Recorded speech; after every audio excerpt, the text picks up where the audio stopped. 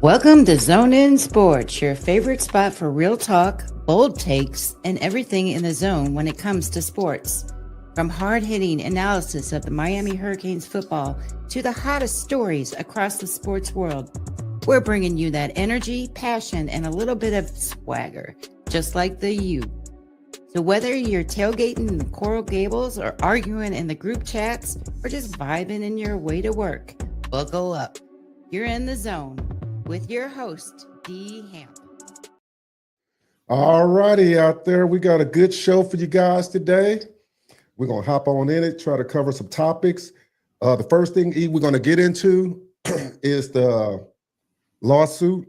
And this article is written by Manny Navarro, and it's talking about how Miami has filed to have the lawsuit dismissed. Now, in watching this, Wisconsin alleged Miami committed tortious interference regarding binding revenue sharing deal with Xavier Lucas. That's what they're saying. They say they refused. And then, of course, we know that Wisconsin refused to put him in a portal. And then he unenrolled from Wisconsin. Ironically, I read it said in the article with the NCAA's blessing. So the NCAA must have knew about it already. And then what they're alleging is that, well, Miami is that Wisconsin doesn't have the legal binding to file suit in Wisconsin state court. Now, in the lawsuit, Wisconsin alleged Miami and alumnus visited Lucas in South Florida December 2024. Now, Lucas gave a statement, it wasn't under oath, that said that he never met with the alumnus and the staff. He met with them in 2023 when he was still at Plantation Heritage High School. Cool. Yeah, So what does Wisconsin want? This is what they want. They're seeking unspecified damages and a declaration, which I thought was weird, a declaration that Miami constituted in tampering. So just looking at that. Aren't they guilty of something themselves right now? They have an investigation right now in Wisconsin. Yeah. They are. So they want Miami to come out and admit some type of guilt. Basically. Boy, I tell you. So they're saying like it is some unspecified damages, but what is that? I mean, They want some money. Yeah, but money for what? If you in the article, they get the kid back, he ain't coming back. What the hell he want to go there for? Y'all ain't gonna win the Big Ten. Right. On top of that, he like I said, he ain't even receive any money from y'all. So what's the unspecified damages? I think somebody else is trying to use Wisconsin to try to smear Miami some more. Okay. That's what I think. Why would Wisconsin waste their time with this? If they didn't pay him, they didn't lose any money behind him. Right. So it's no skin off your back besides you lost the athlete. Okay. So now you want some money when you didn't pay any money, but now you want money from the school, Miami. Right. And then you want Miami to turn around and admit some guilt to basically say, yeah, we did that. Hey, the crazy part about it. Come on, man. The crazy part about this all, and I'm reading an article by Manny Navarro, is that they're alleging that it was a binding contract when binding contracts wasn't even allowable at that time in the NCAA. Oh man, you can't make this up, man. Kick rocks, Wisconsin. Oh man, hey, we just had to start the show off with that. I thought that was just hilarious. I don't know how it's going to go, if they're going to dismiss it or not. But man, they gotta get. Why are you wasting taxpayers' dollars? Yeah, dismiss this. Yeah, just dismiss it and let the young man move on. You don't even want to put the young man in a lawsuit. So they're just going after Miami. That's all. Yeah. They want some money, and like I said, I think there's some other forces involved here. It ain't just Wisconsin. Right. There's some behind the scene people here. Let's for some reason Miami just still strike a nerve with some people. I guess they just want to see the end of Miami football. They would be happy with that. Yeah, I mean, like I said, if the school is not paying any money to the young man came home, his decision to leave, let the young man walk. I mean, you wouldn't even put his name in the portal. for whatever reason that you didn't want to do that, probably because you just felt like he just kind of slighted you guys, you know. I mean, maybe I mean, I'm just going out on a limb. Maybe he did sign this contract. He got back home and somebody at his crib was like, hey, dog, I wouldn't have signed that contract, you know, this, you know, whatever reason, you know. But even after all that, if the NCAA said it was okay for him to unenroll and attend Miami, what's the problem? Right. That's my thing. The governing body said it was okay. Yeah. Yeah. So, okay. Well, we're going to go for that. I just thought that was just interesting. Don't know how it's going to shake out. We're going to keep you guys all informed about that. And matter of fact, in the chat, tell us what you guys think about the Xavier Lucas situation, because it's weird. We got a comment coming up about that. It says Wisconsin looks totally foolish. Lucas is from South Florida. He wanted to transfer home, which is legal. Miami was second to Wisconsin in recruiting. He wasn't going to FIU or FAU. Like I say, I don't see what's the big deal if a young man wants to come home. You know, I don't see a big deal, especially now if he had signed that contract and it was legal before, he might would have had some problems then. You know, but, you know, like I say, just another way just to kind of bring them up, because he's not the only athlete, I'm pretty sure, that came in. If he would have went to, I promise you, if he'd have went to Florida State or Florida, or like you say, Central Florida, South Florida, it would have never been, Wisconsin wouldn't have said shit. Right. They wouldn't have said a word. True. They wouldn't have said nothing. But he chose to come to this. It's a problem. Yeah. Just like Carson Beck. He chose to come to this. Now the skepticism. Right. Now the naysayers. If he'd have went anywhere else that needed a quarterback, if Carson Beck would have said, I'm transferring to Notre Dame, they'd have made Notre Dame the #1 team in the country favorites right now. It wouldn't have been Texas. They wouldn't have had to worry about two freshmen trying to battle out a quarterback. That's all they need is a quarterback. Mm-hmm. If he would have said, I'm transferring from Georgia to Notre Dame, he'd still be one of the Heisman hopefuls this year. They wouldn't even mention if they would have mentioned last year the problems at Georgia, it would have been on Georgia, not on Carson Beck. They would have sympathized with the fact that he had to work extra and he had to push the envelope and try to do more because your receivers was Butterfingers and you had no running game and your best offensive linemen were hurt. Right. You had no tight end. So you had to press. I promise you that's what it would have been. Listening to all these jokers, man, I'm telling you. Yeah, it's something else. It's this. It's something about this. People are still butthurt about what happened 40 years ago. Right.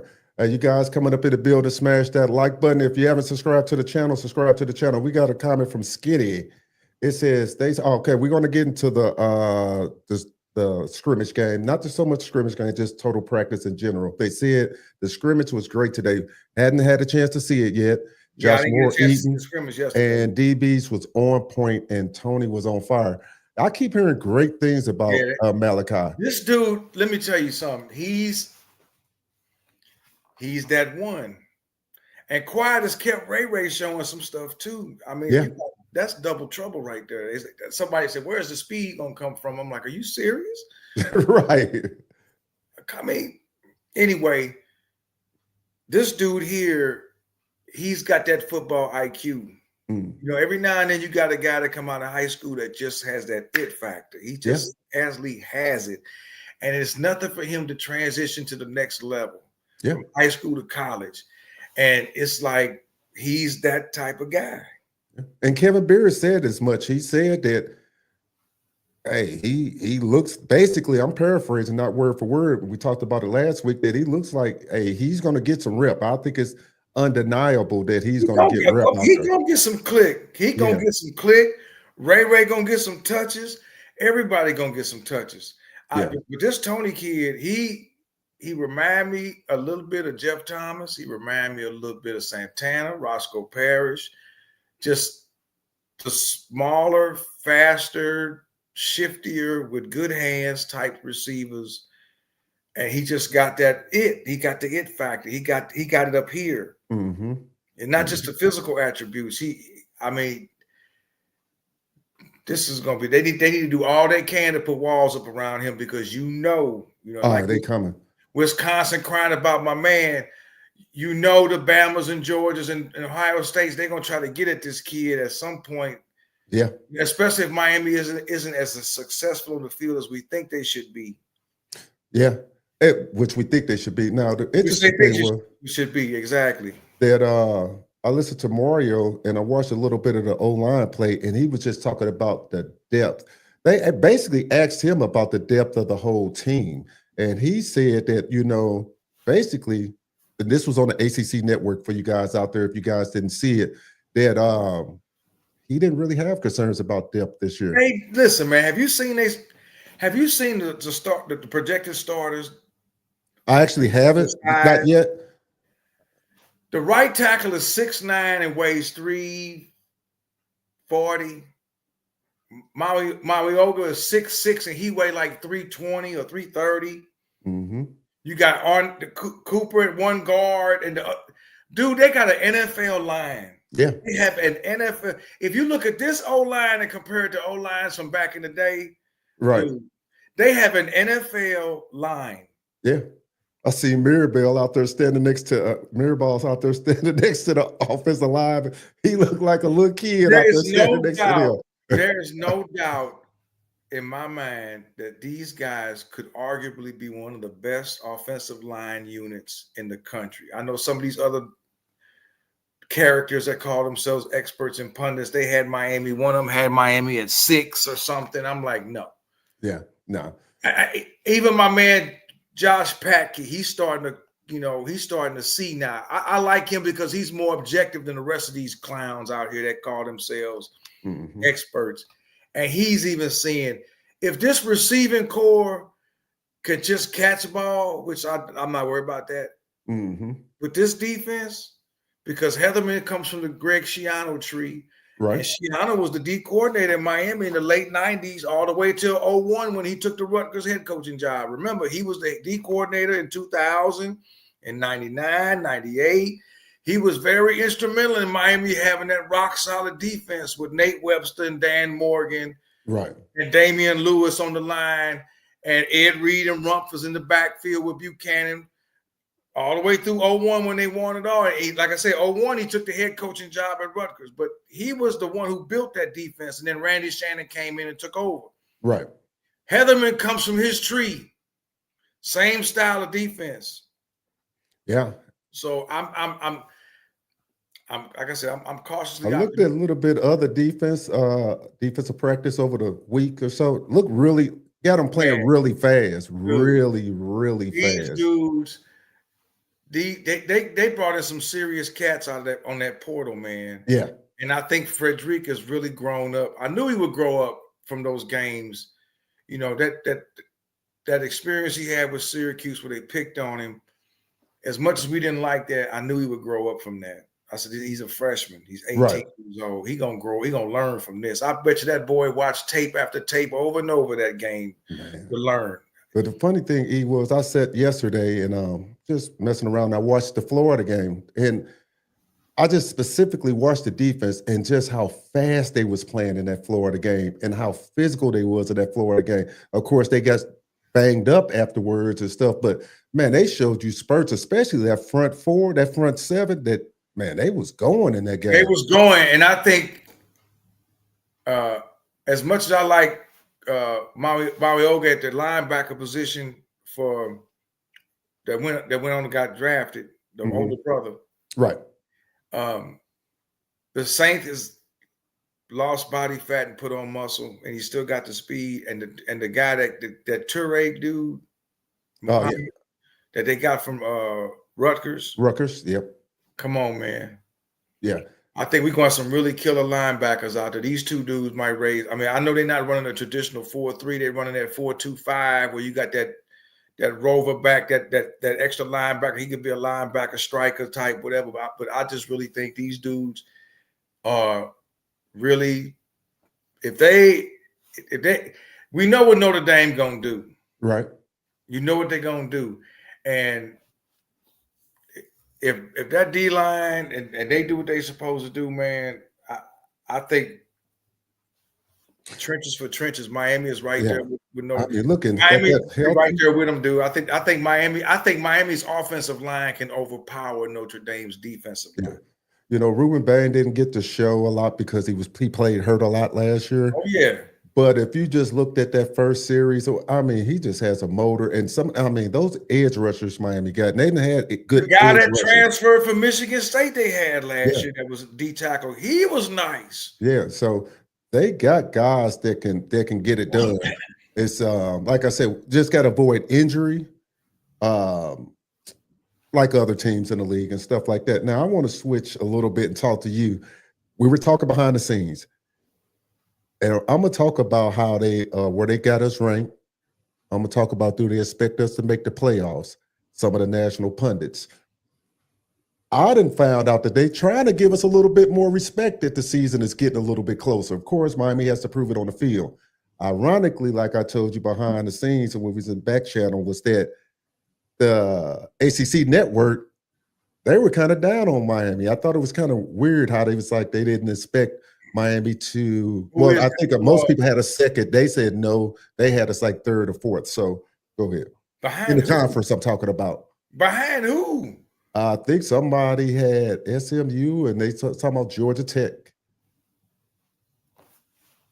We don't even now, it's just strictly the ACC network I was talking about. And a lot of it, like I told you, was because of they always go off of past stuff last year. Oh, well, we picked them last year, so we can't expect them to be, we're not going to put our faith in them this year. But I'm like, you can't judge a team off of last year. You know, they come in with a clean slate. And with the talent they brought in, I think most of the national media knows that Miami putting something special together with the recruiting and what they didn't brought back. Here's why. Well, first of all, I don't put no faith in the ACC network because that's just ESPN. I don't put no stock into anything they say. If you know football, can SMU match up in the trenches with Miami? No. No. Can Georgia Tech match up in the trenches with Miami? No.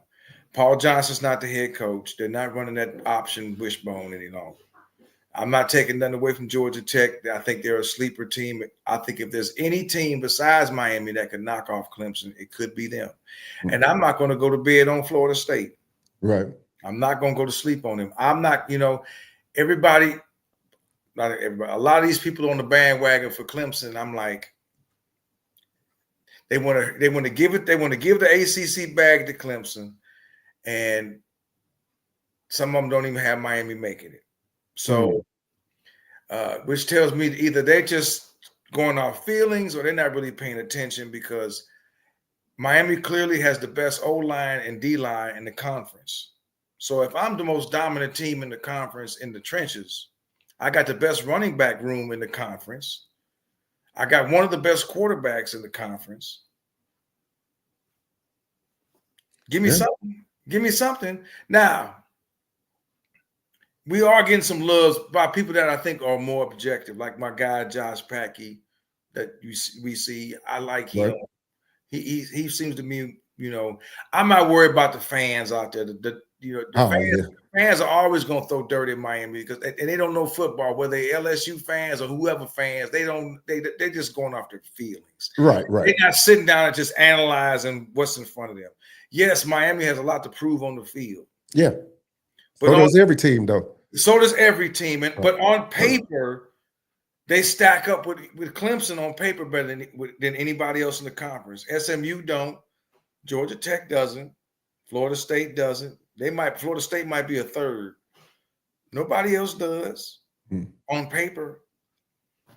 Like I said, watching these dudes on CBS, and I'll call them out, Danny Cannell and this Chip Peterson dude, where they just what did Danny Cannell say that had you in an uproar? He said that the AP voters, for lack of better terms, were idiots because they put Miami at 10, and they only put Miami at 10. And I'm not quoting Danny Cannell.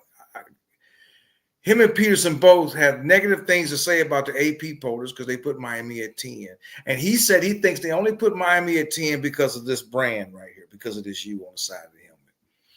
And my response to that is, you bringing up brand, and they pushing the brand because it's a storied brand and it's been around. And my rebuttal is, that's all they've ever done is push a brand. You've been pushing the SEC symbol for 15 years. Right. You drinking the Kool-Aid too, right along with the cable sports network. So again, they bringing up all these, like he misspoke and said they have an entirely new offense. No, they don't. The running back room is the same, except for the running back that transferred in from North Dakota State. My top two backs are the same. My O-line is the same, except for the center. The tight end is the same. Arroyo went on to the pros, and my man was getting click anyway last year at tight end. They knew last year he's another one like Malachi Tony. He's got football IQ at the tight end position. So I mean, the way they spoke, man, it just, like I said, it didn't rile me up. I said what I said to him in the remarks on YouTube, and I'm like, you know what, man? Okay, I'm not surprised. Hey, thank you for the super chat there, Skinny. Appreciate that. Hey, Jamaica, we're going to drop that link in a minute. Let us finish up a couple of segments, and then I'll drop that link, and we'll bring you up on stage there. It says the biggest thing for Miami this year is kicking. It's the kicking game, and they finally win without beating themselves. We didn't talked about this special teams and how. Well, and we talked about Eric and I in the return game. We need help in that, where they got to be more explosive. And I'm a little worried about the Texas kicker. I don't know if anybody out there is, but I'm just a little worried. Hopefully he got his confidence back. So I'm not worried about him, man. Like I said, sometimes a person needs a change of scenery. Yeah. It's like getting a new job. It's like relocating. Sometimes you need to go somewhere different. He struggled at the end for Texas for whatever reason. And get this guy a chance. I'm not going to sit up there and say, well, we don't know, man. Now, if he go out there and miss field goals and stink it up, then we know we got a problem. But yeah, he was doing real good all year toward the end. Something shook his confidence or something. You know what? Just coming off regardless and stuff, it's like you knew you had a sure kicker. When we had. Yeah, but you also knew that was going to come to an end too. You knew them. The older brother went to the NFL. Now the younger brother graduating, going to the NFL. Right. Now we're gonna talk. I'm not worried about that, man. You score enough touchdowns. I ain't worried about field goals. He said, "Daddy boy." El just says, "Daddy boy, still bitter about not having success against." Yes, sir, Mr. Bridges. And I told him that in my comments. I said people are still butthurt because they couldn't beat Miami when they played them. Right. They got their butts whooped on the field, and now they call themselves commentators and experts on TV, and all they do is throw shade at Miami because when they played Miami, they got their sleeves beat off of them. Now, people are still up, Dwayne. People are still upset at Jimmy Johnson and the school for what they did to Notre Dame 40 years ago in '85. They are still bitter about something that happened. Go seek a damn therapist. Still upset about when they beat the crap out of Notre Dame. Oh boy, it was the last game he was coaching for Notre Dame. It was on the 30 for 30. And when they embarrassed Notre Dame on TV, and Vinny Testaverde ran one in and threw his arms up, and the second string came in there and just kept on scoring, and Jimmy and them embarrassed Notre Dame. People are still upset about that right now.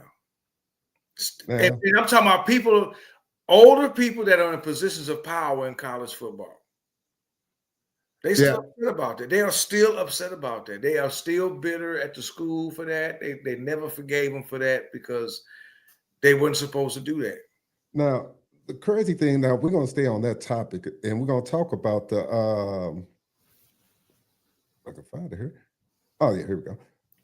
We're talking about the love we're getting nationally. So this article was by Nick Costco, and it's talk about predicting the 12-team playoff. Ironically, I was shocked they had us in here, but But of Were course, we in it? we're in it because 12 teams, right? 12-team playoff, right? Correct. So they had Texas. They say they're going to be the SEC champions. So they think they're going to be the number 1 seed. I don't think so, but okay. They have Ohio State. They say going to be the Big Ten champs. Third, they have Penn State. They think they're going to get an automatic bid. I don't disagree with that. Number 4, Georgia. Number 5, Notre Dame. Number 6, Clemson. They believe Clemson will be ACC champs. Number 7, they have Oregon. And number 8, they have Alabama. Number 9, LSU. And number 10, Miami. Number 11, Big 12 champ, Arizona State, that they think will be Big 12 champ. And they have the Mountain West champ that they believe will be Boise State. I don't think Texas is winning the SEC. I don't know if Arizona State going to win the I don't know if Big Arizona 12. State will win the Pac-12. I'm not sure on that. You mean Big 12? Big 12. Yeah. I'm not sure about Ohio State winning the Big 10. Yeah. I think Oregon got something to say about that. I think USC is going to be a lot better. They're going to be a lot better. Got a stud receiver out there at USC too, boy. I think they're going to be a lot better. I think Penn State going to have a lot to do with that. Yeah. I think Michigan's still going to be in play. If they may not win, but they may play spoiler and beat somebody on a given Saturday. Right. So these guys are these so-called people that call themselves experts. They just go with the safe bet. Yeah. Now the reason they're scared to go out on a limb and just say, hey, we just don't know. There's so much parity right now. We just don't know. In the Big Ten alone, we just mentioned Penn State. You just mentioned USC, Oregon, Michigan is in play. Yeah. You know, Iowa, you play up in Iowa, they might mess around and just give somebody the blues one day. Yeah. You know, you just don't. Indiana still might be in play. We're not sure about them. The Big Ten is wide open. To just automatically give it to Ohio State, I think, is foolish. To just automatically give the ACC to Clemson based on what? Yeah, that, you know, I don't know. Like I say, I sit up and I try to based on what? I try to understand some of these rankings. How you gonna give Texas the SEC? So you telling me that LSU and Georgia and even Alabama just some of these rankings? How you gonna? I'm not understanding that. Right. Me neither. I'm not understanding that. I'm the SEC too. I mean, A&M is still in play. LSU is still in play. Right. Georgia and Bama, they're still in play. You're just going to give it, you know, Oklahoma's going to be better. We don't know yet. We haven't seen what they're going to do. So to just automatically say, hey, Texas is going to win this, I'm like, come on, man. And the ACC, I really think that, like I said, now they projected that Canes will be runner-up.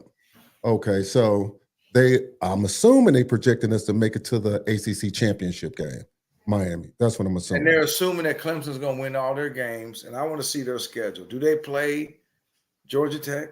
Here, I'll pull it up in a second. I'll pull up their schedule. You know? Let's see here. I'm going to pull it up myself. Okay. I'm going to see right now. Do they even play?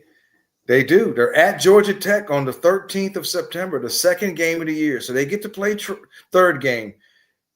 They might end up 1-2 if they lose.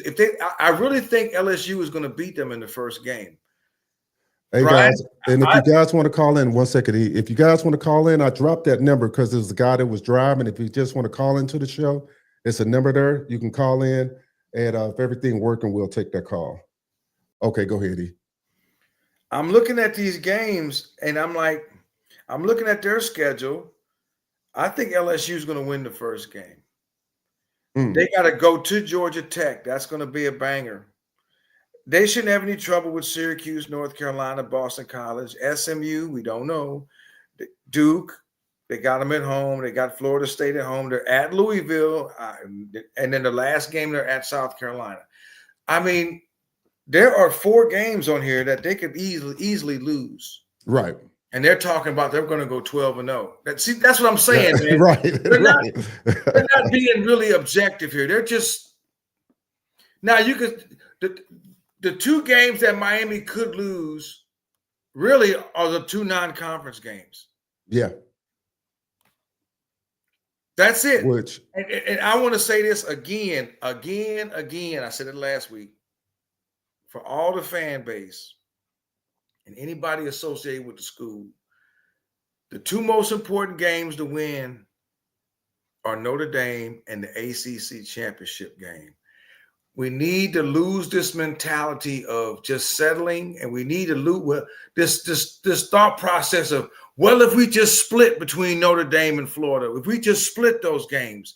No, you win both of those games. They're at home. What is this freaking mentality about splitting? Yeah.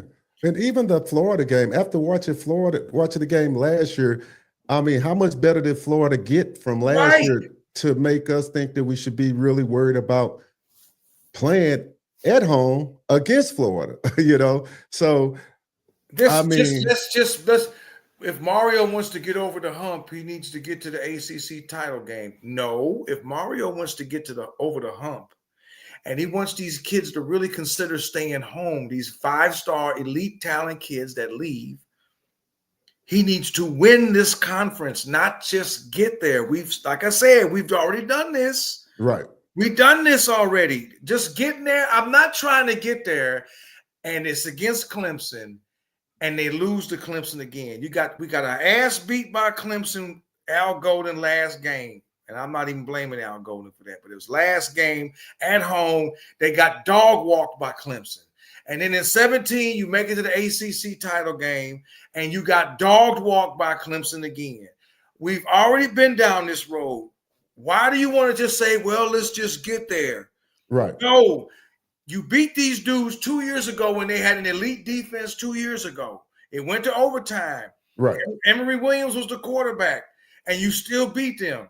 You beat Klubnik. You beat that team. He had some hell of a throws, some nice touchdowns against Miami defense in that game. And you had Cam Kinches and Williams back there. Right. This is basically the same team you played 2 years ago. Right. Yeah. So what's the problem now? That's my whole point. What's the problem? What makes tell me what's the problem?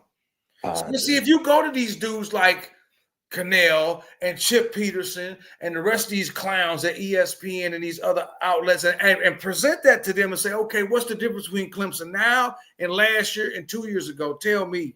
Right. On paper. Right. Jamaica Kane, you in there?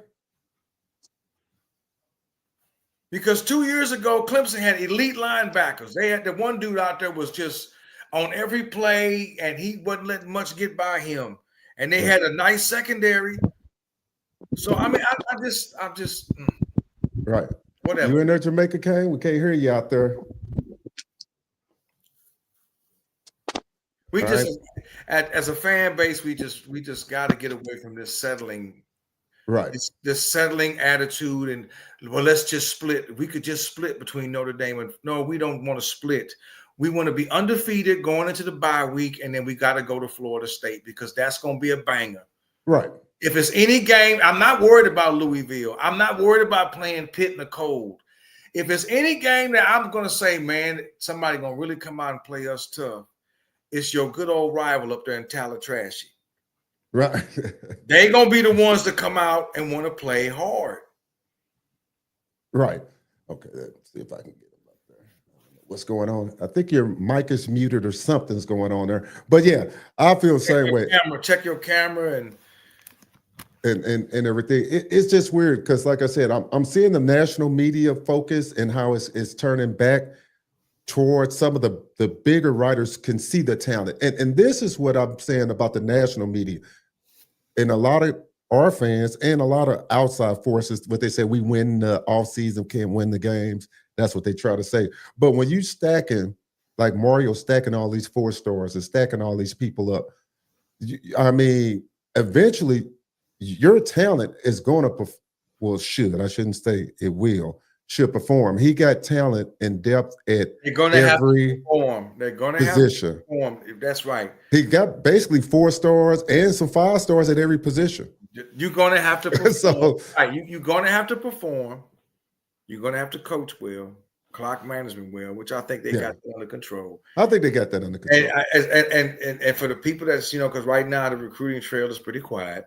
Yeah. You want these kids to stay home or even really seriously consider staying home. Again, I said it before, you have to win. And you have to win the games that count. Yeah. You have to win the games that count. Getting to the ACC championship game and then getting beat upside the head by Clemson or whoever and losing, whether it's by a point or by 20, if you're going to make it that far, finish the damn job. You're going to get in the playoff, and then you're going to be seated higher, and then let's see where the chips fall with that. Because after the ACC title game, there's only one thing left. Right. Why just settle for getting there just to lose it? So then next year you get there and you win it. Right. You know what I'm saying? Win the thing. Get the elephant out of the room. This is year 21 in this conference. You joined this conference, so you were forced into this conference in 2004 because the cable sports network saw it fit to dissolve the Big East. Mm-hmm. Okay? So now you got in the ACC as of 04. This is year 21 in this conference. Get this elephant out the room and win this damn thing. Win it. Don't just get there, but win it. What do you think about? Was reading some comments out there. What do you think about some of the fans being upset that Cooper is coming to the Notre Dame game and some other players? The whole Cooper thing, he already committed. They're not done yet. They still want to see. Same thing. They still want to see. Yeah. Let Miami win this game. It's going to be a lot of people got to eat their words. It's going to have to be. I predicted 2 things. Remember what I told you? I predicted LSU beat Clemson and Miami beat Notre Dame. And watch all these jokers on the TV got to backtrack and make excuses. Well, it was a lot of fans that was upset. But my thing, I'll say, you're not looking at it from the kids' perspective. The kids out there, Cooper's from Miami. Yeah. Listen, how you going to get mad at Cooper? We told y'all what Texas did.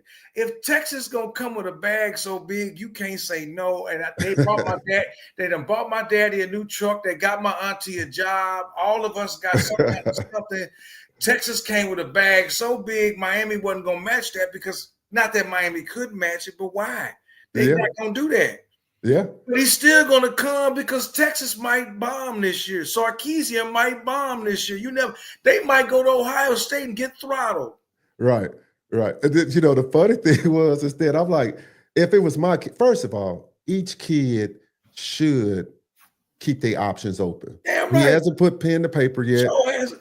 Mario and those guys playing, that's the long game. Yeah, let them come see us play. What better way to recruit if you get this kid here in person to see what he working with? I think Miami play at Notre Dame. I think they at Notre Dame next year. They at Clemson next year. Next year's schedule a gauntlet. Right. These kids, if they come here and see this, if they come here and see that electric atmosphere, and Miami end up winning that game, I don't care if they win the game 13-10. Right. If they end up winning this game over Notre Dame, the other kid that committed to Syracuse, they ain't done with him. Right. Yeah. They ain't done with him. Right. He ain't signed nothing. All right, we got Skinny up here again. Thanks, Skinny. It says the stretch after the bye week is the only thing that scares me. There's a lot of games without a break in between. That's a little, yeah. That's conditioning, man. Go. If you go back in the day, if you go back in the past, a lot of teams go 6, 7, 8 weeks without a bye week. It don't have to be right in the middle. You in there, Jamaica? Yeah, y'all can hear me now? Yes, sir. We can hear you. How's it going, bro? Hey, man, what's going on with y'all, man? Hey, long time, man. Long time. Hey, I want y'all to continue with your point. I don't want you to break off, but I do want to compliment y'all, though. Do want to throw out a compliment. Thank you. Here's the thing, though. When y'all got started, I probably got started before I caught y'all, but once, I try to call in or I try to listen and watch. But guess what, man? I'm watching y'all live, and you doing something now when doing the live, y'all got commercial cutting out what y'all saying. I gotta wait for it. I'm waiting to skip. I'm trying to hit skip because I'm missing what you're saying. That means you guys are moving all the way up, man, because I'm trying to skip because I missed that point that you brought up about. I missed that point that you brought up about Danny. And I saw the same thing, but I just want to compliment y'all, man. When I see that, when you got to skip the commercials, that means y'all climbing. You know what I mean? That means y'all climbing.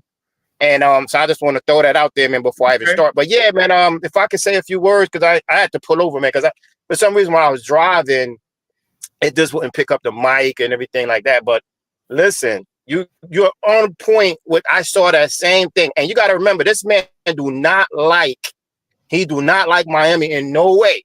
He got it. And that CBS thing that you was talking about too is they'll come on. If you notice, they asked the other guy the question and have him comment on Miami more than Canal, because Canal was like, "All right, man, keep me away from that because ain't nothing I really want to say nice."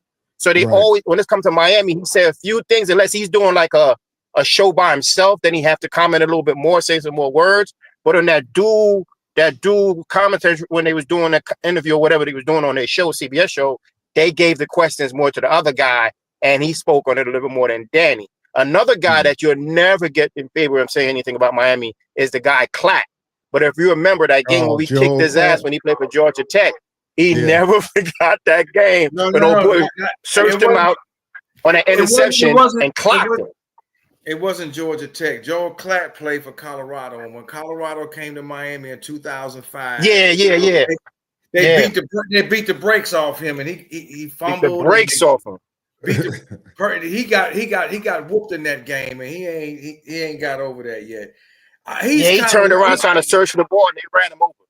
Right. He kind of eased up a little bit on Miami. I noticed that lately. Yeah, a little bit. But you see what I told you is that media turning.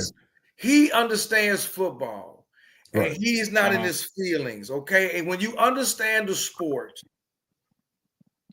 and you're looking at it position by position, he understands, the Pat Key fella understands that Miami got some dudes. Mm-hmm. They have an NFL offense. They got an NFL offensive line, an NFL defensive line, and they got depth in both places. 2 and 3 deep at every position. This is what Mark Richt said he wanted when he was the head coach here. Mm-hmm. He said the one thing Miami lacked was depth.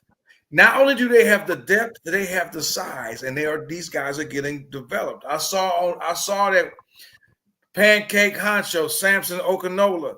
Why, he's probably not going to start at right tackle.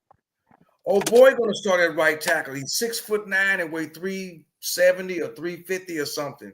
Mm-hmm. Samson could transfer. He already graduated, but he knows he has another year eligibility. He's going to get some rotation this year, but he knows the job is his next year. Right. So if he wants to go in the NFL, degree or no degree, he got his degree. The dude is super smart. He's book smart. He already graduated. Could he transfer? Sure. Is Miami going to have to throw some walls up around him in case somebody like Georgia or Ohio State try to get at him? I'm sure. Right. But he knows he's being developed. People, why ain't he playing?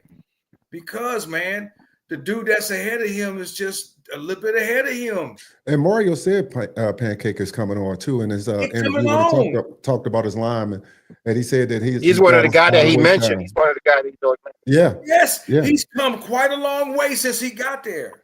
Yeah. So, I mean, some people need to pump their brakes. And like I say, when you look at position by position, they know Miami got some dudes in the secondary now. And there's no question on it. They got some serious dudes in the secondary now. These ain't just some average cats they picked up from Eastern Michigan and Fresno State. No disrespect to y'all out there. Right. He very consciously went out there and got the best dudes available in the portal at cornerback and safety. Okay. And he also wanted to make sure he got guys that with numbers behind him, meaning like a couple years left too. Yes. He kind of stressed that. He wanted to make sure. Hey, I want to throw something out to you guys. Discuss it a little bit. Then I'll be jumping off. Got to get going on the road. Hey, my thoughts is I want to see what y'all have to say. when it comes to our front seven, the only thing I want to be a little concerned about is, last year, and it's a different team, they threw us a lot of eye candy, and of course, everybody in the world knew we was confused. It's like that in college football anyway. Their job is to throw you a lot of eye candy.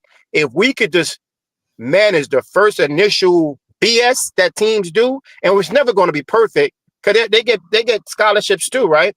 But missed tackles and just diagnosing what's in front of you immediately, they're going to get some yards and stuff. But as long as you shut it down and keep it manageable for you too, they get some stuff, you get some stuff, and then you kind of figure it out in the wash, right? I'm going back to that California game. I noticed that game. I watched that game all the time just to kind of see what was going on the defensive end. And it was just a lot of eye candy and a lot of reaching and stuff. And so if we're solid on tackling, this year and just knowing what we're seeing, and you'll get beat on it a little bit, but as long as you shut it down after a while, you're never going to be able to stop any team completely unless you're playing, certain teams. They're just not up to your par. So I just want to kind of throw that, y'all could comment on that later on and stuff like that. I'm going to tell you this. I just think Heatherman, and he talked about the biggest thing for him was communication. And I think that a lot of that last year was lack of, it's two things because we didn't talk about this. I don't think they had the horses in the secondary, which is no slight against the people that was back there, except for a couple of guys that they could actually cover and diagnose. When you don't have the people skill-wise to do what you want to do, it hinders you. Guthrie, we didn't think was bad, but the players just couldn't do what he wanted them to do. Secondly, it's communication. And Heatherman talked about that big time about how communication is the key. Like you say, the eye candy. You got to have eye discipline. You have to be able to diagnose quick and react and play fast. What Heatherman's trying to do is not get caught up in the eye candy. Instead of reading, react fast. Because all that eye candy don't mean nothing if you're playing fast. You might make a mistake here or there, but overall, if you're playing fast and you got a good eye discipline, you're not going to make as many mistakes. So you go ahead, E, if you want to respond. He's right. There was a lot of bad tackling from the cornerbacks and safeties last year. Bad tackling. The linebackers with the style of defense that Guidry ran, with all the stunting and moving up front with the D line, it compromised the linebackers a lot. And again, the secondary was the Achilles heel. Losing Cam Kinchins and losing Williams at the safety positions really hurt that defense because who you replaced them with, you saw it in the first game with Florida. Jamaica mentioned the Cal game. Go back to the Florida game after they made the switch to Lagway. DJ Lagway had his first touchdown against that first string defense, and he methodically moved the ball down the field on that defense and scored. Nothing against the D-line and linebackers. It was the secondary, and that was your first glimpse of the deficiencies with that secondary. We were all happy and hype. I was down in the basement, tickled to death. Just was that the long run? No. That was in the second half when he threw the ball down the field. No, that was him trickling down the field, a little bit here. It was his second or third series at quarterback. Right. Because then they popped that long run. He moved the Florida offense right down the field, looked sharp against Miami's first team defense, and they threw a touchdown. So I said that was the first sign. The next big sign was against South Florida. So to Jamaica's point, the tackling wasn't the best. Right. The out of position, out of alignment, that was all communication. I think all that's going to be solved this year. Yeah. I think because you got better guys, you got a different coach, a different type of coach, a different type of philosophy. His whole scheme of how he's going to attack defensively is different than Lance Guidry. I'm not knocking Lance Guidry. I'm not putting all the blame on Lance Guidry. I think Lance Guidry's defense would work with the right people. Right, yeah. You take Lance Guidry's style of defense and you put some killers out there and some studs that are elite, that defense would work. Right. But you took some dudes that were not that at cornerback, and you took them dudes at safety that were not that. It didn't work. Lance Guidry worked 2 years ago, didn't it? His defense worked. It stopped Clemson, didn't it? Yeah. And both coach and Gridry said the same thing about just being a couple of men short. It's the things that kind of just got him out of the door. Right. When things was difficult, he started saying it is what it is. But I want to make another quick point, then I'm gonna hop off. Here's the thing that we also need to figure out too, and people need to pay attention to this a lot more than trying to get the sacks. We're gonna get our tackle for losses, and we're gonna get our sacks. But pressure, and getting the quarterback uncomfortable and have them have to change direction, or if the running back, whatever, and also batted ball. You'll always hear me talk about that. Other teams did it against us, and I watch other games, and the other teams do it against each other. Batted ball can help that defense so much on times where you actually don't think it will help us. People kind of like poo-poo that and don't look at it as a big stats. To me, it's a huge stats, man. And you guys go ahead and continue, man. I'm gonna get on. I'm gonna listen. If I can't listen to it all, I'll watch it back too, man. Salute to you guys, man. But again, congratulations on that, man. Because I'm getting commercials on y'all joint now, and that's a beautiful thing, man. I appreciate it, bro. All right now. All right. Thank you. Thanks, Okay. man. What to his point? Hey, shout out Al, shout out Nancy, shout out Brandon. Good to see y'all back in the building again. We happy to see everybody. We trying to make this thing pop. You hear me? I rep this U everywhere. I'm at the barbershop yesterday. Cats messing with me. I'm like, they know when I come in the door, it's going to be that time of year. Right. It don't matter what time. I'm at the Sam's today. I'm like, you know, I know this is Mizzou country. I like my home state Tigers too. But you know what? But anyway, like I was saying, Miami is they got another guy at D tackle now. Right. They got four guys. They deep at D tackle and they deep at D line, the defensive end position. So I'm really high up on Justin Scott at defensive tackle. Okay. And this other guy they got is he's supposed to be a really good run stopper in the middle. Then they got the transfer dude that transferred in. I forgot where he came from. Hold on. It's going to come to me. Yeah, dog it. I need to have my roster in front of me, but I don't. I'm going to tell you right now. Defensive tackle, David Blay. That's him. Yeah, Blay. Yeah. David Blay. He's supposed to be all that. And the Hayden Lowe guy, he's a freshman. Right. These guys, they are really loaded, dude. They loaded on that D line, and they loaded that linebacker. I'm not really. If they halfway better than last year, right? I think they're gonna be even more than halfway better. Oh, the defense. Oh yeah, the defensive wise, they're gonna have to be ready. See, I'm not. Even though Jeremiah Love is from St. Louis, so we're gonna give him some love because he's from the hometown. With no right. I'm not convinced he's the best running back in the country because if you look if you look at his stats in the playoffs last year, he only had 100 yards rushing against Indiana.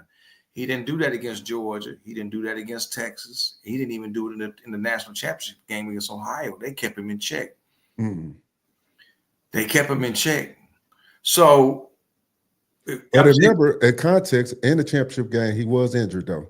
Okay, that's true. That's true. So I mean, it's a lot of stuff we have to. So, he got a lot to prove, but I just think that Miami's D line stacks up very well with Notre Dame's offensive line.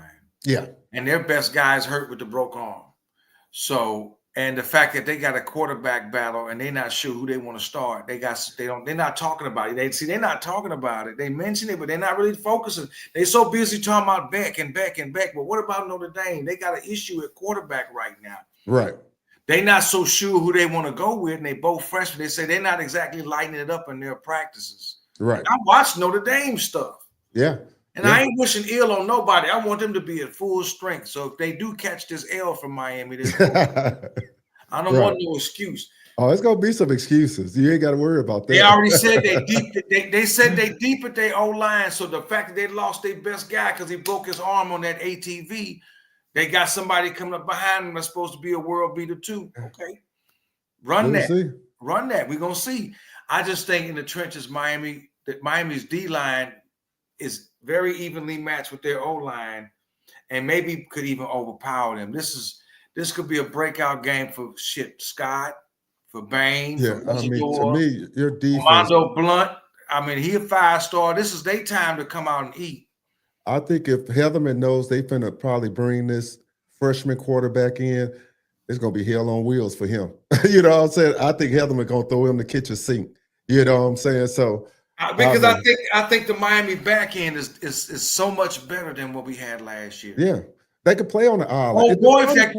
Oh boy, that safety that came from Tennessee, he ain't no slouch. Right. He's the truth. Yeah. He was supposed to start for Tennessee this year.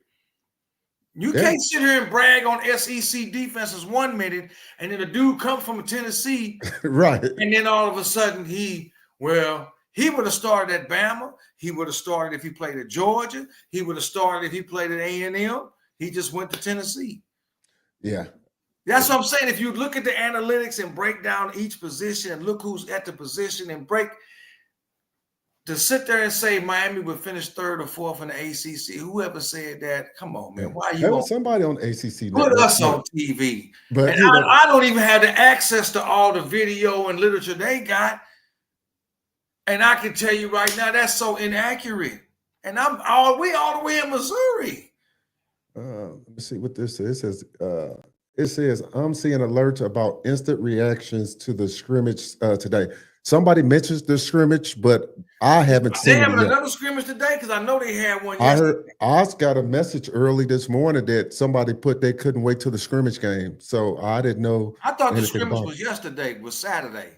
I'm going to say today. If I'm not mistaken, the scrimmage was yesterday.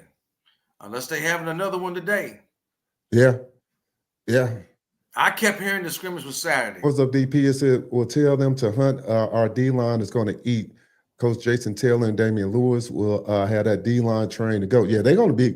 I mean, you can bring an inexperienced quarterback in on the road, hostile environment. First college game if they go with somebody new. Somebody said no, the scrimmage game was today, but somebody new. Today, okay. I just think it's going to be tough. That's why I don't know how Notre Dame is. In my eyes, Notre Dame shouldn't be favored. You know, and I mean, if you don't even know who your quarterback is, I'm not going to sleep on them. I'm not going to sit up here and say they're going to run this ball. How they approach this and how they attack this, we got to see what Heatherman brings to the table as far as a scheme. They are going to run this football. Okay, all right, even if we go with that they're going to run the football, Heatherman going to be like, we're not going to let you run the football. We're going to make you beat us passing. So then, you know, if he sell out, stop the run, this guy on the road still going to have to try to make plays because they're not going to be able to run the ball 40, 50 times a game. No, you know? they're not. And win. He's not going to get that many. I see Love getting between in this game 20 to 30 touches, maybe 20, somewhere between 20 and 30 touches. And if they can keep him from getting 6-7 yards a pop, if he getting that kind of yardage, we in trouble. Yeah, big trouble. If he gets 6-7-8 yards a pop, then we might be in trouble. Right. But if they could stop that, and if I know they're not going to do all this stunting and shit with these dudes up front. If they can stop that, and these linebackers are what we say they are, okay. Yeah. Now it's a game. Yeah, it says Miami is better at O-line, D-line, QB, tight end, and safety. Notre Dame is better at wide receiver, running back, linebacker, and cornerback. Which team position would you rather have?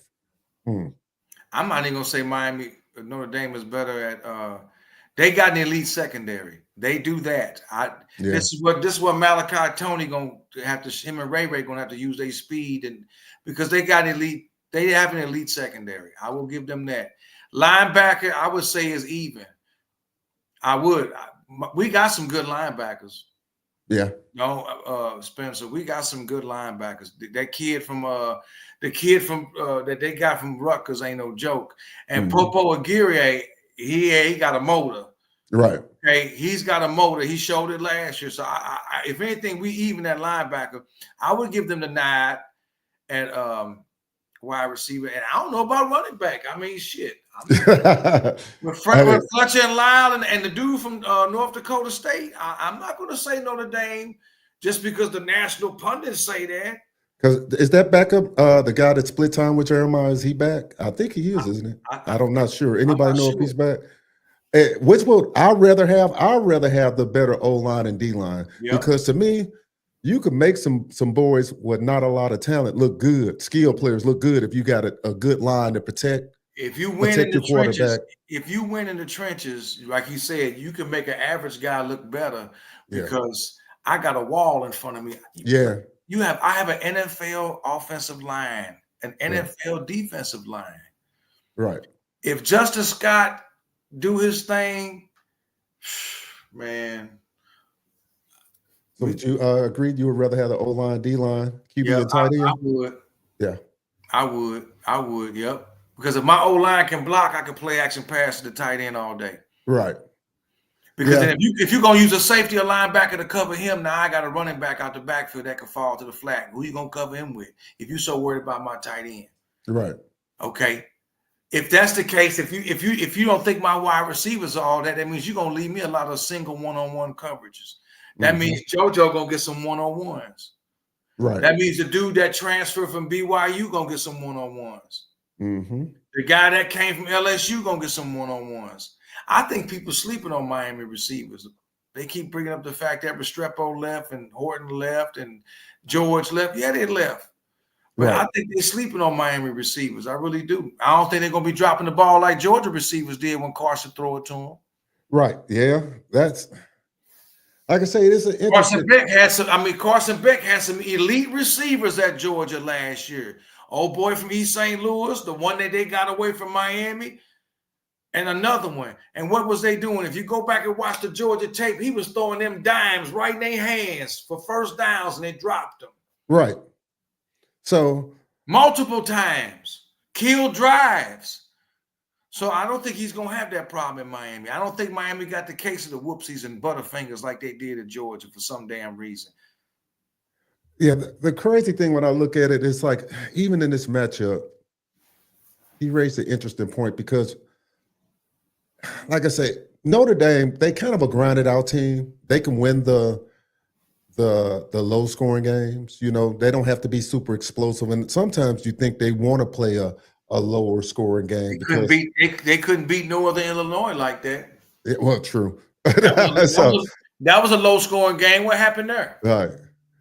And it was at home too. So I mean, explain that one. Yeah. I mean, it can happen to anybody. It can happen to Miami. You know, like my man said, he worried about the stretch of games after the bye weeks. It's a long stretch of games. It's unexplainable how Notre Dame lost that game to Northern Illinois at home. One of Notre Dame backs is out for the year. He got hurt in practice. Okay. I don't know which one is that. I'm not wishing happiness on that. Yeah, I'm not really sure on that. It said yes, they just lost their third running back. Oh, Young. Okay, there it is. Okay, yeah. I mean, they still got their 1-2 punch. Yeah, they still got their 1-2 punch, and it's formidable. That second back, he a big boy. Shoot, I ain't taking nothing from them. Yeah, Miami defense gonna have to work. Oh yeah, off the gate. This ain't no warm up game against FAMU or Bethune or you know. This ain't no Wake Forest coming to team or town or something. Or, you know, this is game one in your face. You got a ranked a top 5 opponent coming to your house. Yeah. You need to win this game. I don't give a shit how you do it. You need to win this game. And for the ACC in whole, this is going to be a big next 2 weeks from now. Going to be big for the ACC. It's some big games in the ACC. I'm looking forward to watching. I am too, but I don't care, Dwayne. I don't care. You know me. I kind of watch them all. To a certain degree, I don't care about nothing but this you. I don't. I want to see LSU beat Clemson. Do you? Yes, sir. Yes, sir. Well, I mean, of course, I don't want Clemson to win. I'm just saying it's big for the ACC in a whole. It's big for the conference, but if you look at the whole slate of games for week one, I want to see Florida State beat Bama. Yeah. I want to see Georgia if Georgia Tech go down to Colorado and because they play at Colorado that game. Play at Colorado and Yeah. Syracuse play at Tennessee. Yeah, so I mean it's going to be some big games in the ACC. Some good ones to watch. August 30th, I'm at the crib. Okay. August 30th, I'm at the crib. Hey, Big Kev, he and her man, Big Kev, he moderating back in the back. Hey, he a Notre Dame fan, guys, so y'all get at him back there. He's gonna be on the show with us in a couple of weeks. Big Kev. Oh. You know, Big Kev, yeah, he big Notre Dame fan. He out there lurking behind the scenes out there. We see him. All right. But thanks for moderating, Big Kev. They say they O-line has no depth. They lost tight end also too. Tight end too. So yeah, I did read an article. Notre Dame was coming in banged up. See, I don't like that. I want them at full strength. Yeah, I don't like that kind of. It's like a narrative they spinning already. You know, man, because I like old boy as their coach. I ain't gonna lie. I like Freeman. I like Freeman as their head coach. I like him. Yeah. I don't necessarily hate Notre Dame. I like Notre Dame. You know, I watch them. I don't even hate Florida, man. The only team I fucking hate with every fiber of my being is Ohio State, man. Really? I don't hate nobody. I saw snippets of the Fiesta Bowl, man, because I was watching some highlights with McGahee and Sean Taylor, and they were showing the clips from that game, and I'm like, to this day, man, I can't sit down and watch that game. Right. I can't. Yeah. I just can't. I can't do it, man. Maybe it's a weakness of mine. I just cannot. I thought about it. Maybe I can get over this feeling. Just put it on and watch the game again. And I'm like, I just can't. I can't, man. I can't. I just can't watch that game. When you went out and purposely went at McGahee knee, man, because if you saw in the second half they were starting to get warmed up, right? And they couldn't cover Kellen Winslow, man. Right. They was doubling down on Andre Johnson, but they couldn't cover Kellen Winslow Jr. for nothing. And McGahee was starting to get warmed up. And you know, if you watch McGahee on the Nevin Shapiro show give his interview, he kind of told you when the game first started, he wasn't really, you know, as the game went on and it was down 17-7, he realized he needed to pick it up. And when he started to pick it up, dog, they saw that, oh, okay, this dude is waking up now. And when old boy went at his knee, man, I'm like, I just can't, man. But anyway, that's the only team. I don't like I said, I don't hate Notre Dame because I was, you know, in '88, I was 16 years old, man, when that game happened with the Catholic convict game. So I remember that game, but you know, I was 16 years old then, and Miami got their revenge next year in '89 anyway when they came down to the Orange Bowl. Right. So, but I don't hate Notre Dame. I like Freeman as a coach. I like Freeman. I was actually wanting Notre Dame to win the national championship. I wanted them to beat Ohio State. I don't want them. I don't like Ohio. Okay, you could burn that state to the ground. Hey, we ain't gonna even talk about LeBron, dude. Hey, let's right. No, I'd rather have Puerto Rico as a state. I just don't like them, okay? This is thanks to the NIL. Miami is now an older, mature team. In middle linebacker 24. 23. Center 23, QB 24, wide receiver 24, DN 24. No late season collapse. These are grown men. Hey, there we go. And another point I want to make, I saw earlier, is the fact that these are Mario's guys, everybody. Right. These are his guys, okay? A lot of these guys have been there for 3 years. Since he took over, this is his 4th year. Some of these guys are seniors. This is Mario's team. That's why after the practices, a lot of them guys stayed.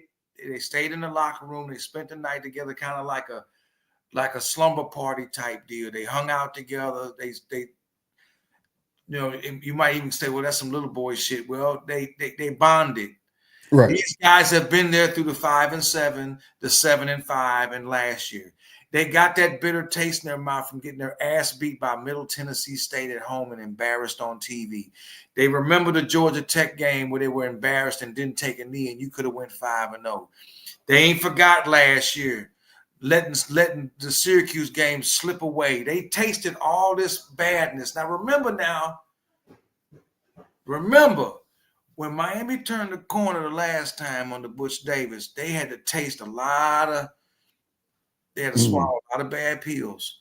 The 68, the 65 to 15 or whatever, 18 drubbing by the hands of Syracuse in 1998 up there in the Carrier Dome when they brought Donovan McNabb back out there and they embarrassed Miami. And Miami had a good defense. They had Nate Webster, Ed Reed, Dan Morgan, and they went out there and embarrassed Miami. Right. Okay. They went through some years of that, losing and getting beat and being embarrassed, but they stuck it together and they really turned that corner in 99 and they really turned it into 2000. Right.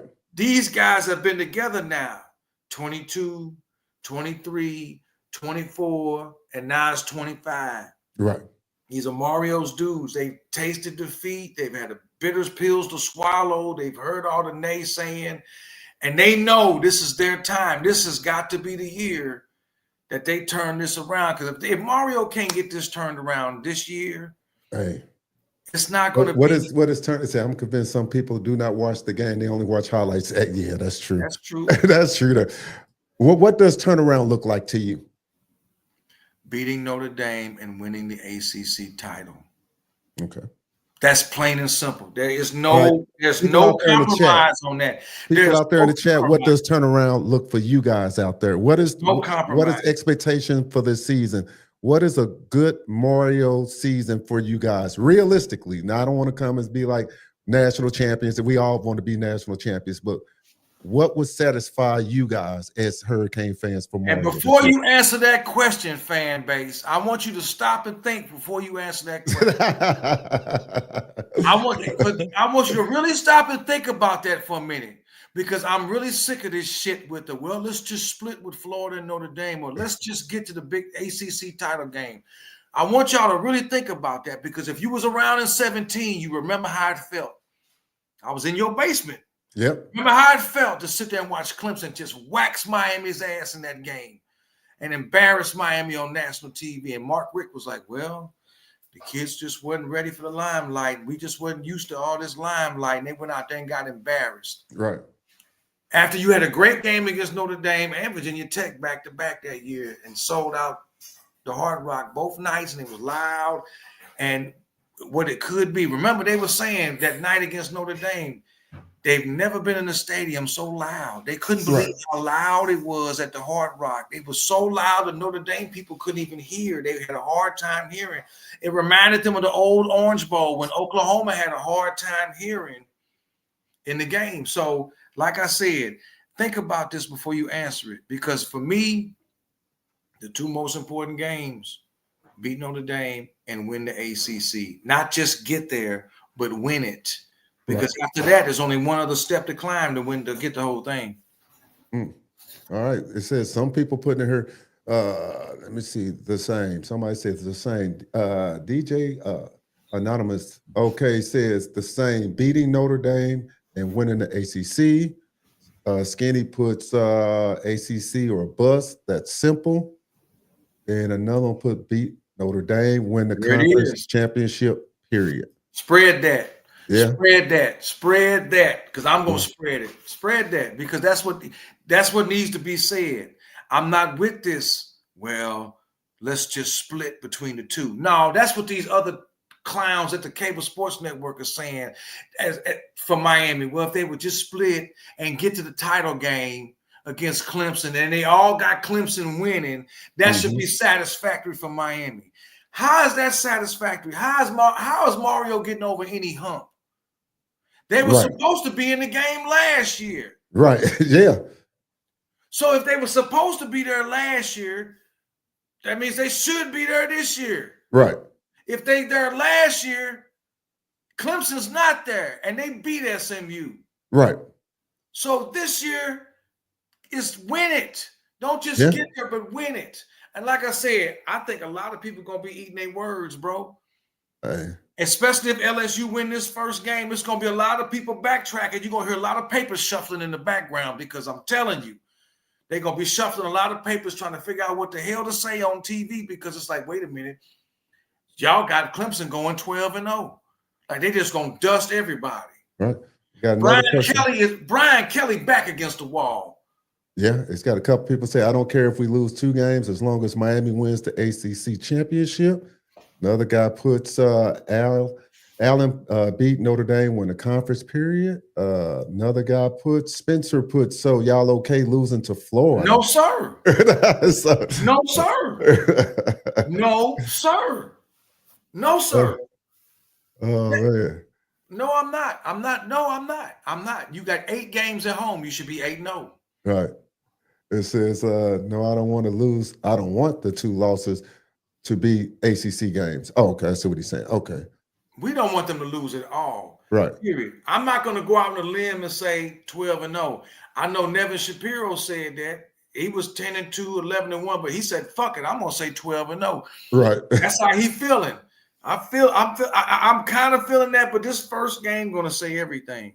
Right. See, I don't trust, listen, man, I don't trust the refs, and I don't trust the cable sports network. I'm sorry. I don't trust those ACC refs. No, hey, look, I don't trust them, man. There's something about them. I'm sorry. I'm just, these referees are boo-boo today. I just don't.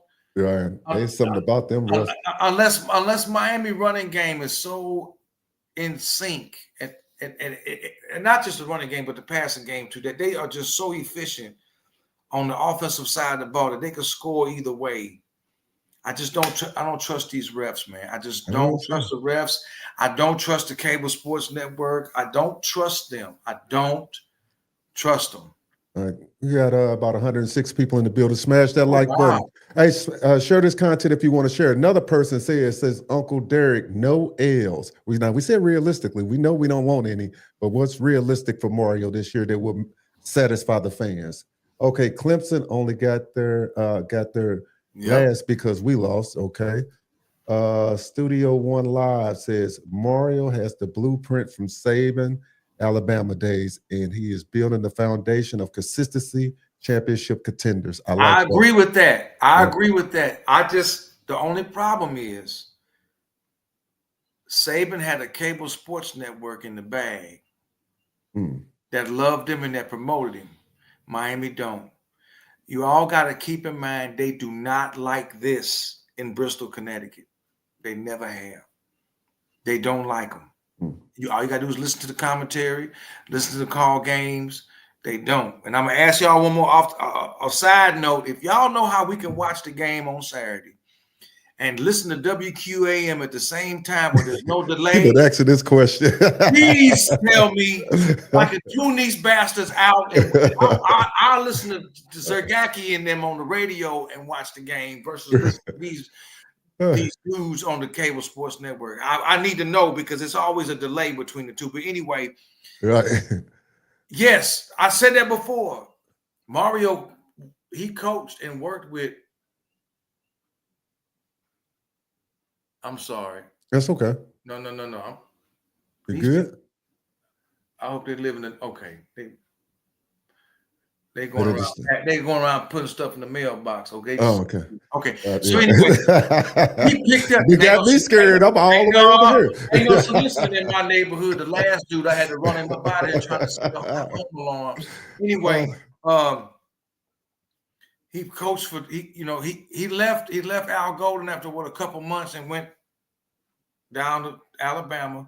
Right. And Alabama all of a sudden started getting big time players out of Florida because he was their #1 recruiter. And I said, Mario is building his resume under Nick Saban. And I said that if he ever comes back to Miami, he's going to have that pedigree of being there for however many years he was with him before he went to Oregon. Right. Okay. So he done got your attention again.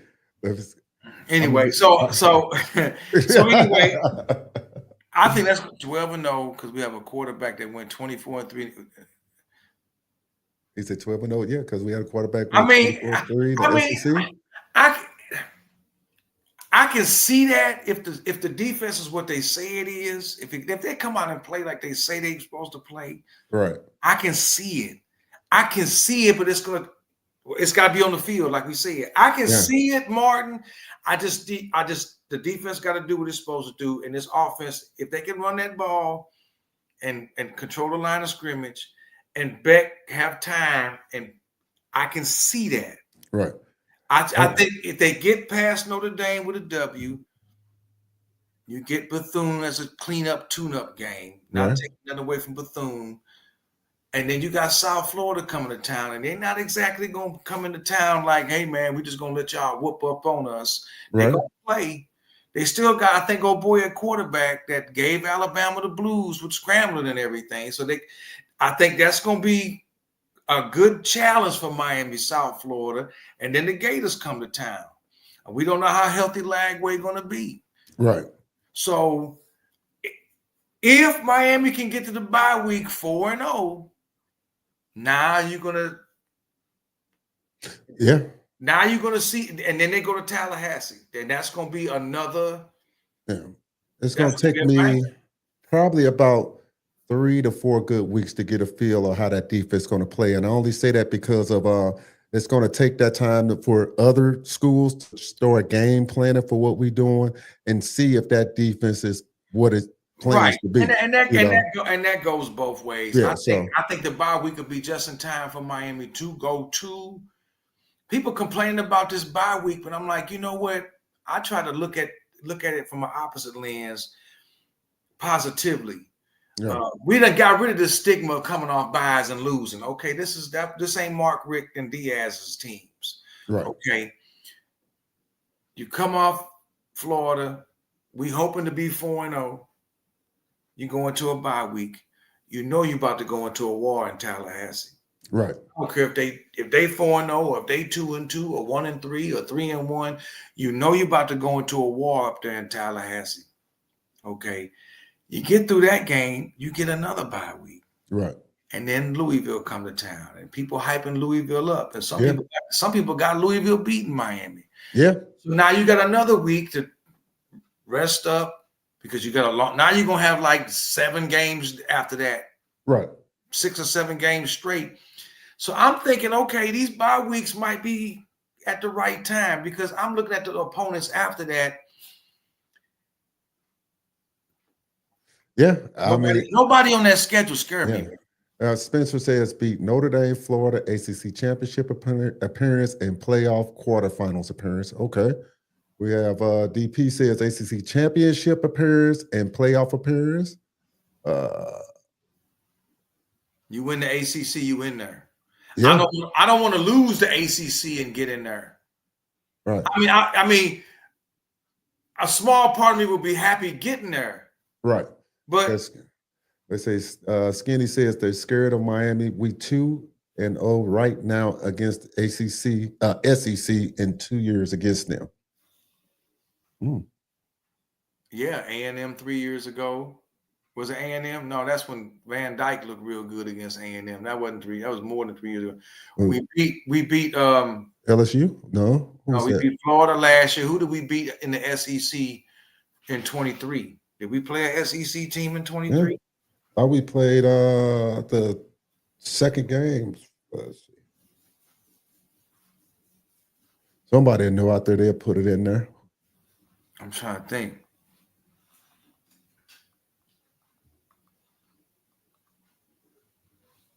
I say no injuries. Nancy says no. I say no injuries. Realistic? Nope. No, not for here. No team.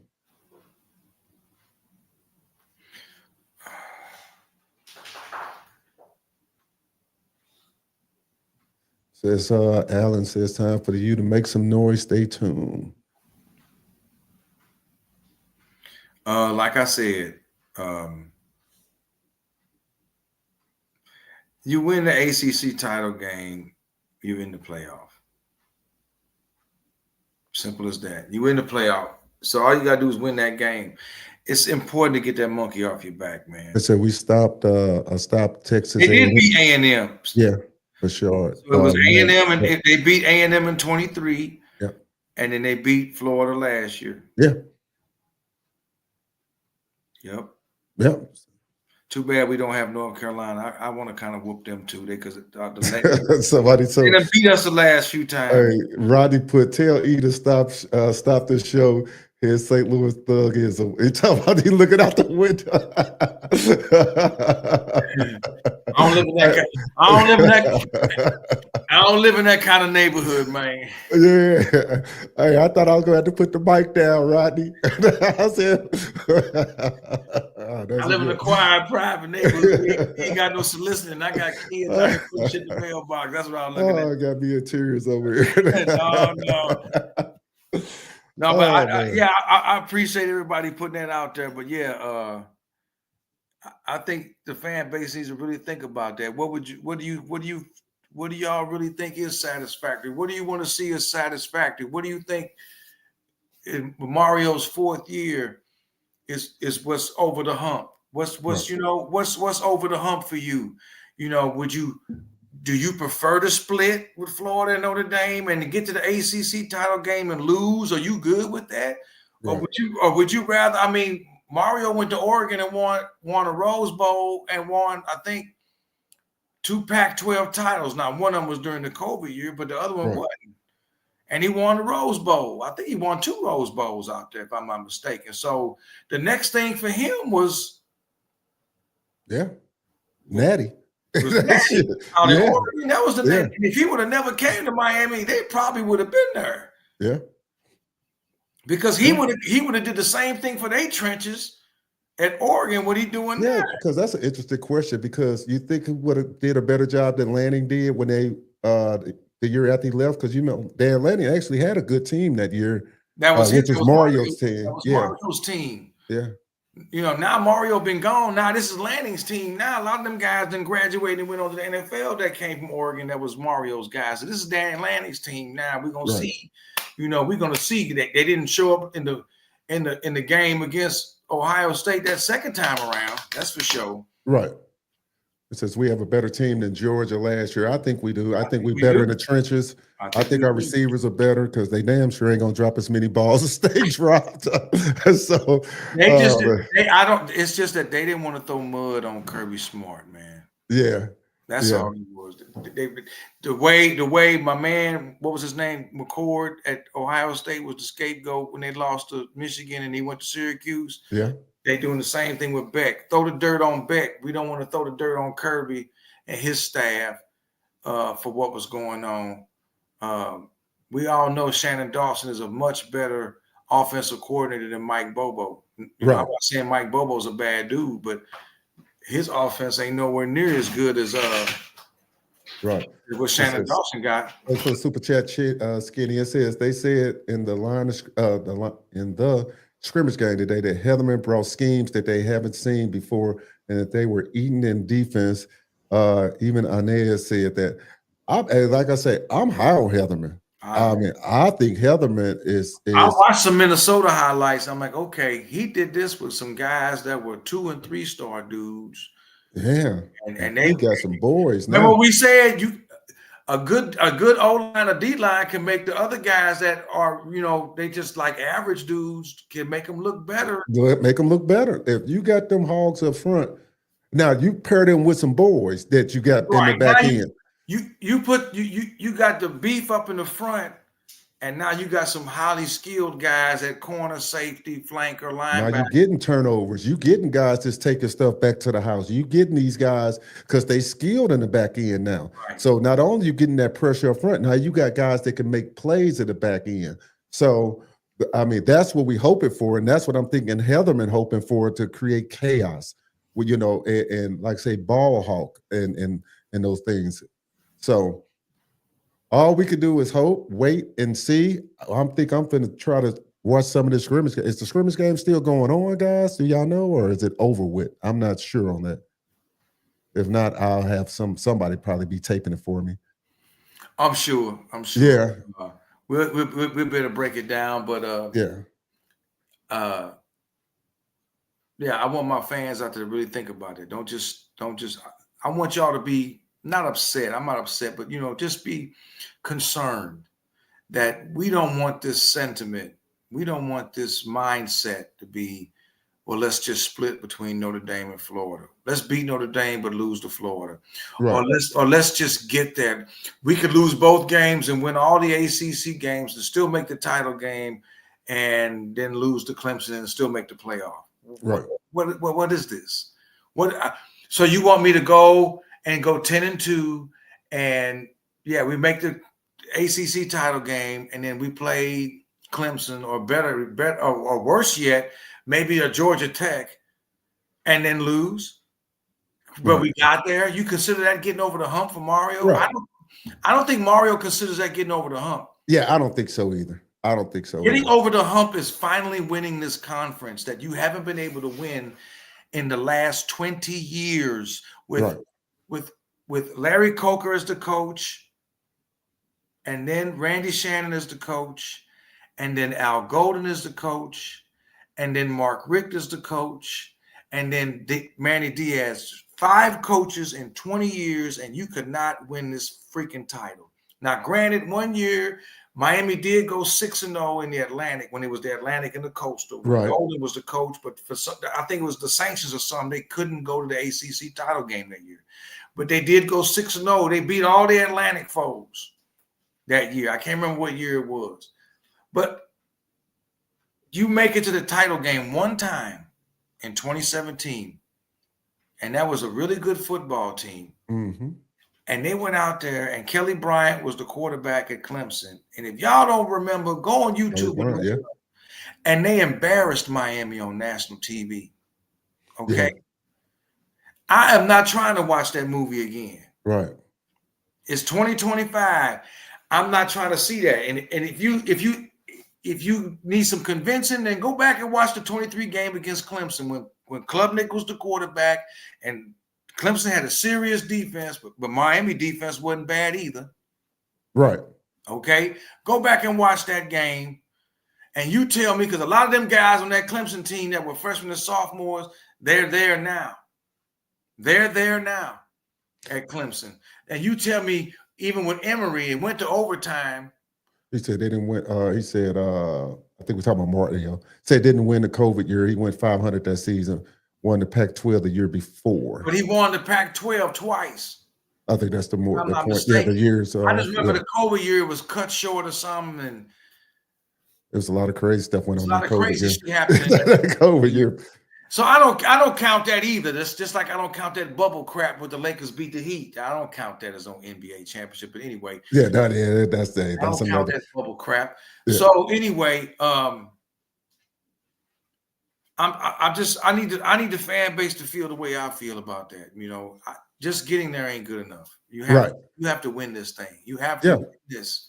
Mark Richt took over for Georgia in 2001. Remember, he was Florida State's offensive coordinator for Bowden. And then he took the head coaching job at Georgia. And within the first 3 or 4 years, they won the SEC twice. Right, yeah. He won the SEC, I think, his second year.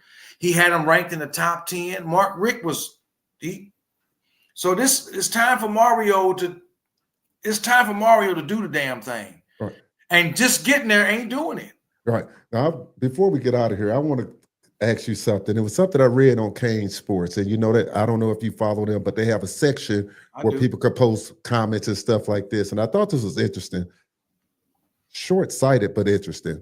And I'm paraphrasing. A fan put in there basically how Mario isn't good at recruiting because he hasn't been able to recruit the state of Florida. Said even something like 57th in recruiting in their home state. I believe that's what it said. Somebody can correct me if they did read or the comment, but I believe he said he was like 57th in recruiting in his home state. But I factor in, like we said, we knew a lot of top recruits were leaving the state anyway. We know Texas got 3 out of the 4 or 3 out of the 5, whatever. They got the top receiver, top quarterback.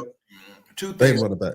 2 things come into play: NIL and winning. Okay. NIL and winning. Winning is the most important thing. When you go back to 01, 02, 03, 04, what got all that local talent to stay at home? What made Vince Wilfork stay? What made Frank Gore stay? What made Sean Taylor stay? What made Tyrone Moss stay? What made Patter stay? Rest in peace to Patter. What made all these guys stay? Mm-hmm. The skill positions. They didn't leave. One, Miami had just come off a national championship and got robbed for the second one. Right. Okay, they were winning. They were back. Right. Why would kids leave home? I can go right here. Why would Sonoris Moss, Santana's brothers, went there? Right. All these dudes that went to Miami could have went somewhere else, and they stayed there because Miami was winning. Today, now you jump in today, we're not winning the big games. Right. And the other schools got deeper pockets, and the NIL is at play. Yeah. Simple as that. Yeah. If you can't see for yourself, I mean, if you can't see as a grown adult and just stop and think about it for a minute, that Derek Cooper, which everybody, including myself, thought he was coming to Miami. They've been recruiting this boy probably since JFL, or what y'all call Pop Warner. Pop Warner. We call it JFL up here. Through high school, all of a sudden, without even taking a damn visit to Texas, he throws up a hook 'em horns, and him and his whole family back there doing this. And I'm like, what the hell? Yeah, where'd that come from? He ain't even took a flight to Austin, Texas. Ain't seen their campus, their facilities, or nothing. If that don't scream money to you, right? Okay, this is what Miami is faced with. Hey, it's a reason why they call stuff a hometown discount. It's a hometown discount when you win it. You know, so Thank you. You'll get a hometown discount when you win it. You don't get a hometown discount when you're not winning. You win this ACC title game this year, and then you get in the playoffs, and we see where the chips fall. You might even they may win their quarterfinal, semifinal. How does it go? Quarterfinal, then semifinal. It's 3 games before Miami might even make it to the Final Four, and then they might end up getting beat by somebody that might be that much better. Right. These recruits gonna see that. They're gonna be like, well, shit. Right. If we go there, we might be the final pieces that's needed to win this thing. Big Cane's 33. What's BS? What's BS? Tell us what's BS real quick. Tell me something. Right. Before I go to this balloon release. Yeah. We got about 5 more minutes and we up out of here. Tell us what's BS out there before we get on out of here. Come on, man. Tell us what's BS. But yeah, you got to win this thing. Yeah. You got to win this thing. I mean, I hate to sound like a broken record, but I'm not drinking that Kool-Aid. We'll just make it. Mm-mm. Yeah. I'm not saying. I'm just here to, like I say, it's interesting. I'm not satisfied with that. I'm not satisfied as a fan that's been a fan for a long time, and I've sat here and since Al Golden's first year, and I don't dislike Al Golden. I really don't. But every year, heartbreak and suffering and hurting, and having the talent and getting Duke Johnson and fighting with Florida State, and you just couldn't get over the hump, and having Lamar Miller and losing games to Virginia Tech with Logan Thomas at the quarterback. And I'm like, and watching games where, that game against North Carolina when they wore the all black, and my man that played safety played running back that night, and he carried Miami that night. Right. And I forgot old boy name. He was the tight end from North Carolina. He was really good. He went in the NFL, got signed by the Lions. He played on that team that night, but they had a blackout that night. And Miami went down there in them white uniforms and beat them dudes. All the ups and downs the last 15 years. Right. Since 2011. Really, even before that with Shannon. Right. Okay. Losing that game at Ohio State. Right. Lamar Miller ran that kickoff back, Right. I just all that all the way up till now. Before we get up out here, say Al Golden went through a lot with recovering from Yeah, he did, man. NCAA sanctions. I never disliked him. I thought he had a plan. He had that book with the 8 pillars, man, and he had a plan, man. He had a plan. So he had a plan of what he wanted to do, and I just felt like his hands were tied. They were really tied, and it is what it is. Can't change the past, but all we can change is now.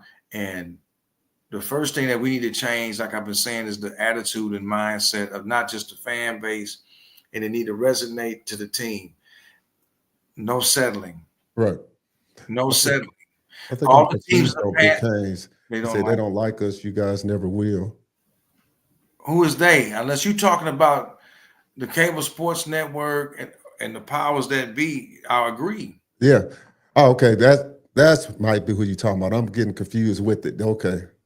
Unless he's talking about Notre Dame. Recruiting for Mario, but you're not elaborating. Okay. All right. Well, guys, we're going to wrap this show up. Like I say, hey, Big Canes, if you want to go in depth, just shoot me an email. It's on sports@gmail.com. We can talk behind scenes on that. We're gonna get that. We're gonna run it back. Because we get into the thick of fall practice now. We got a little over a week. The scrimmages today. I'm pretty sure there'll be a scrimmage next weekend. Right. And then after next weekend, then you're gonna start hearing a little bit of the trickling of talking about our first opponent. Right. I think this week coming up, they're gonna really get at it in practice. Oh yeah, for sure. They're gonna really get at it this week. Just keep your fingers crossed nobody get hurt. And we don't have any people get hurt and banged up. And I think this week they're going to really get at it in practice after this scrimmage. Oh, okay. I see what he's saying now. He said he's in Florida. He says everyone is scared of recruiting against Mario. Mario is fierce, but I think it's the outside forces like we talk about, like the Texas and Ohio States and them. We're not talking about locally. We're talking about externally why people were upset about him, kids leaving the state.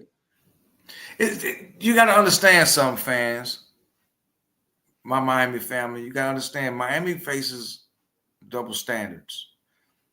When they signed Jackson Cantwell, everybody said, oh, Miami paid him. Miami paid him. Miami paid him. That's why he picked Miami. They didn't believe in the culture. They didn't believe in Mirabal as a coach that could develop offensive linemen. Right. But when Derek Cooper, when he commits to Texas, where's all the money talk? We all know damn well that boy got paid. They gave him a bag. Him and his family couldn't refuse. Right. Why would I commit to a school I've never been to? Yeah. I got my mama, daddy, aunties, cousins, best friends, everybody doing this. Right. And ain't none of us even been nowhere near Texas. That's crazy.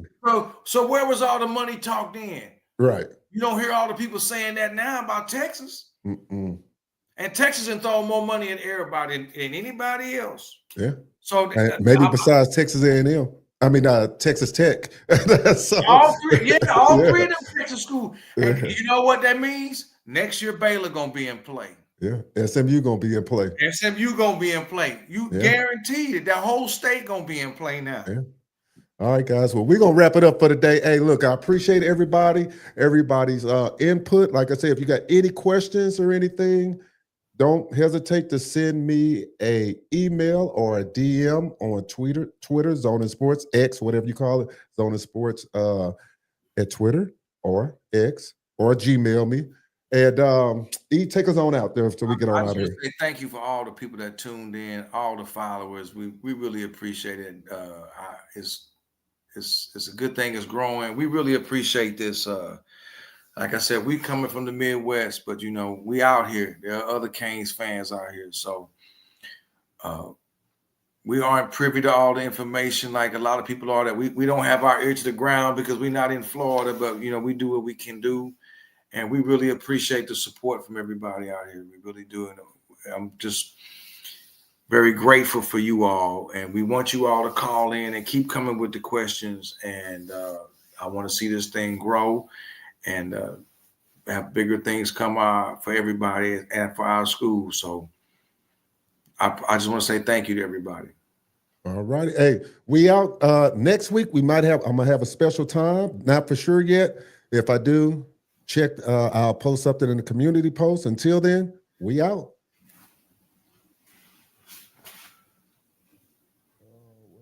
There we go.